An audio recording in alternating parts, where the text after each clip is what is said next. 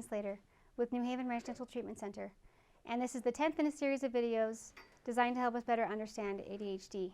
I want to talk about desire, motivation, and follow-through. I want to clarify what I see the definitions of desire, motivation, and follow-through as. So for me, desire is wanting something. A lot of us with ADHD, we have great ideas. There's a lot of things we want to do. Motivation, I see that more as the willingness to work and the ability to work for whatever it is that we want to have or to do or to be. And follow through I see as completing the task. How many times have you heard the phrase, if you really wanted it, you would have it, or you just didn't want it badly enough?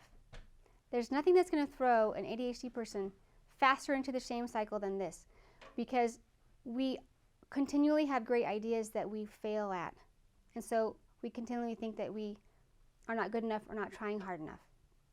So we need to be careful as people who take care of others with ADHD that we don't say to them, well, if you really wanted it, if it was really important to you, then it would happen. We need to be really careful that we're avoiding that. We tend to be resistant to start new things. You'll see this in children who were really excited to do soccer, and now they won't go to their soccer practice anymore. They don't want to. Once you make them go kicking and screaming, they actually like it. But next week, soccer comes around again, they don't want to go again. And you try and tell them, remember how last time you had a good time? And they don't remember that. But then you get them to go and they like it. I'm not sure why this is. I know that motivation with ADHD people has to do with chemicals as well as habits. So I think there's a piece of it that we're not completely in control of. In my practice, I've seen people who, when they start medication for ADHD, their motivation changes drastically. I'm not saying that only medication will help that. I'm just saying it's something that I've seen. We're really, really good as ADHD people at procrastinating and justifying or rationalizing. We put things off. We wait till the last minute. And the night before a project, we're doing this mad rush to get it done. We get a rush of adrenaline. It comes together beautifully, or not, and we pass by the skin of our teeth the next day. We just trained ourselves into a habit because we reinforced our procrastination with an adrenaline rush at the end, and then it kind of worked. So, hey, I'm just going to do that again next time. We rationalize, we justify, we procrastinate. There are times when we just don't care. I'll talk with some of the students that I work with, and I'll say, why did you do this thing or not do this thing? What do you think was going on? And they'll say, I don't know, I just didn't care. And I might argue with them that it's not about caring. I think it has to do with our ability to see cause and effect. So in the moment, we don't care about it enough to see the effect.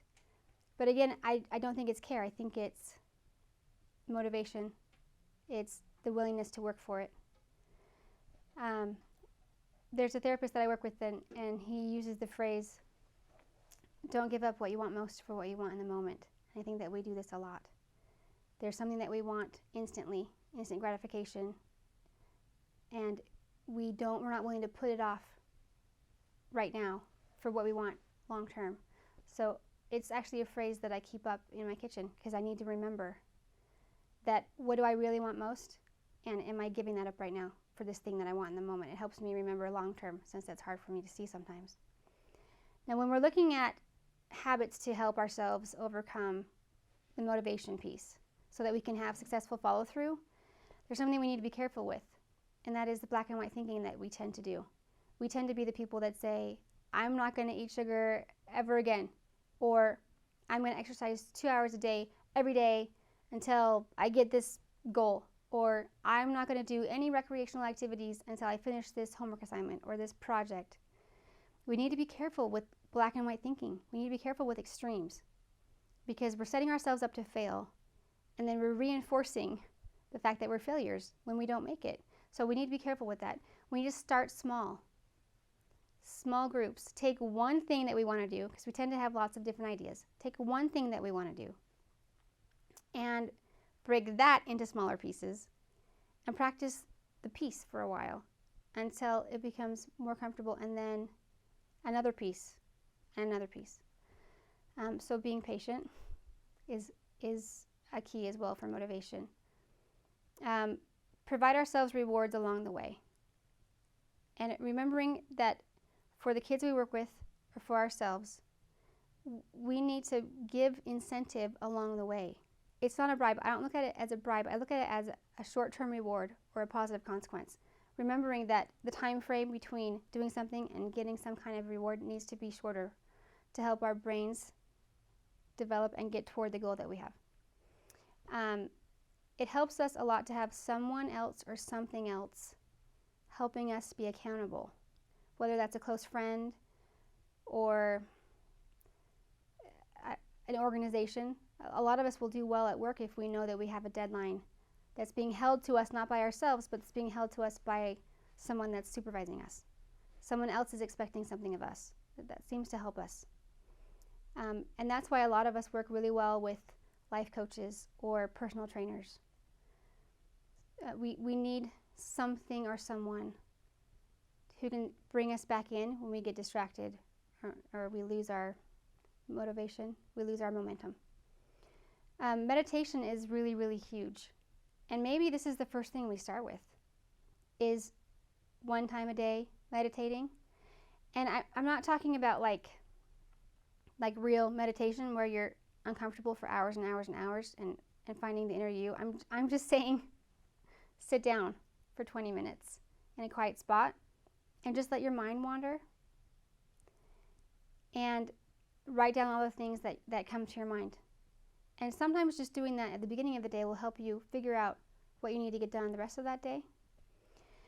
And then as you get used to incorporating that meditation piece into your day, then take 5 of the 20 minutes and practice focusing on one thing.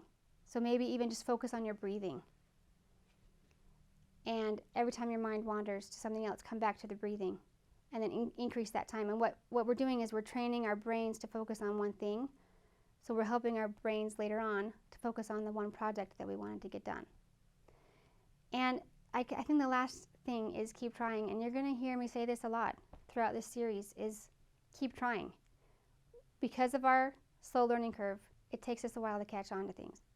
And so we need to just keep trying. If it doesn't work, change something and try again, or don't change something and try again, but just keep trying, because even the trying part will help our brains to learn, and eventually we'll catch on. Thanks for watching.